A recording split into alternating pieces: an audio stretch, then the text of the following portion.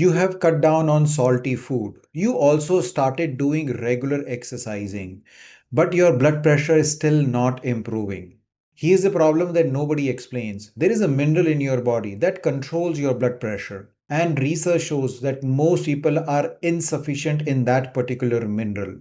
And worst of all, one of the most commonly used blood pressure medications flushes out this mineral from your body and make your body even more deficient into it. So today I'm sharing with you this exact mineral, which in research studies have shown that it can help in lowering blood pressure. And as my doctor's bonus tip, I'm going to share with you this second mineral that actually supports the work of this first one, and they both together can really help you in improving your blood pressure issues. Hi, I'm Dr. Anshul Gupta, a former Cleveland Clinic functional medicine physician from US.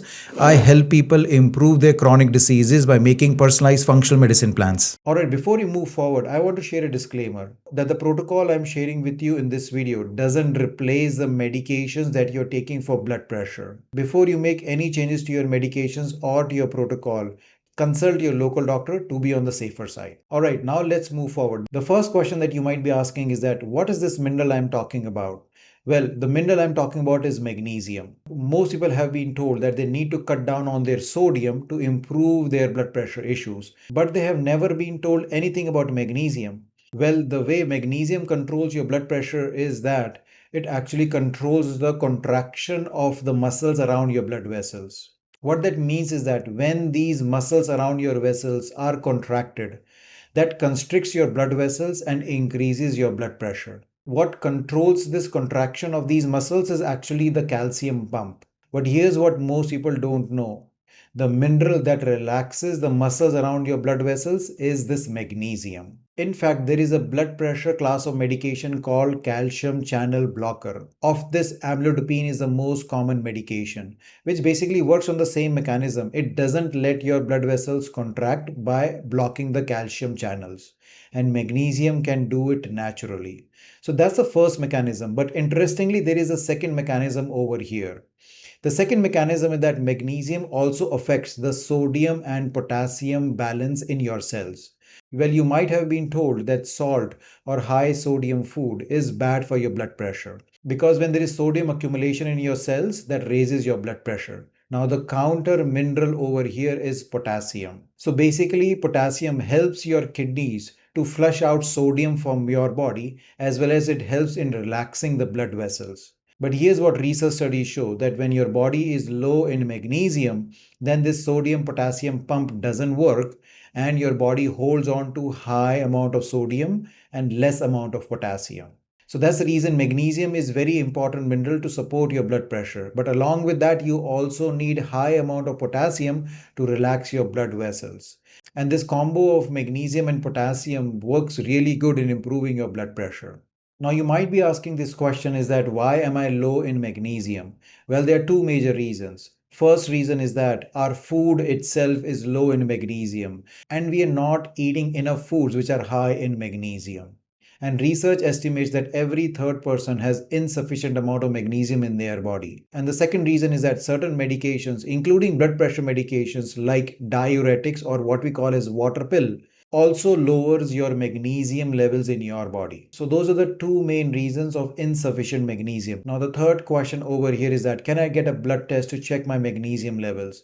Well, you can, but the standard blood test when you go to your regular doctors are checking serum magnesium levels.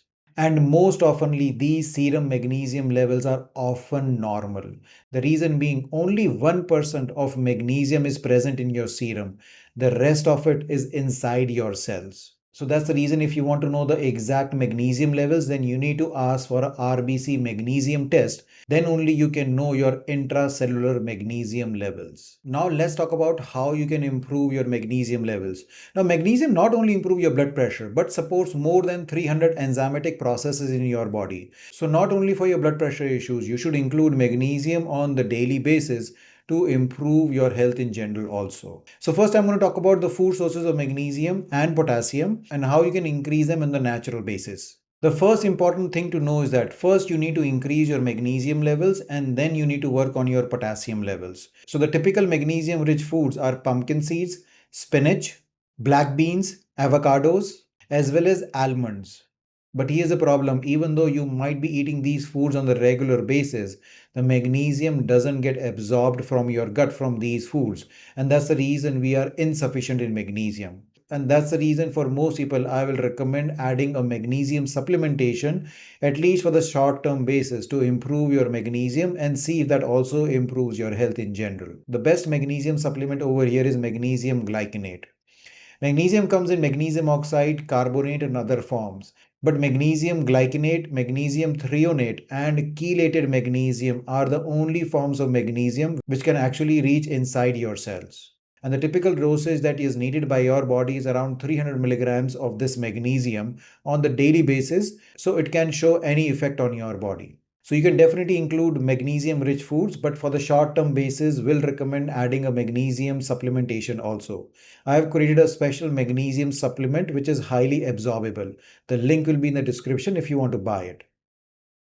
So that's about raising the magnesium. Now let's talk about potassium.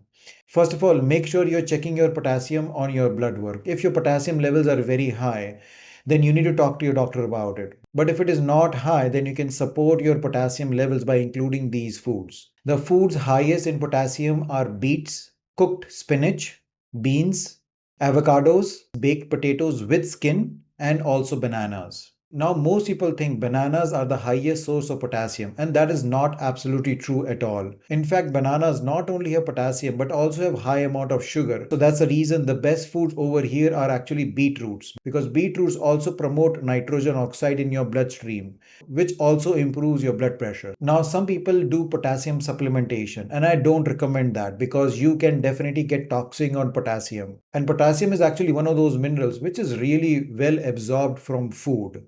So I will recommend you to eat high potassium foods instead of going on supplementation.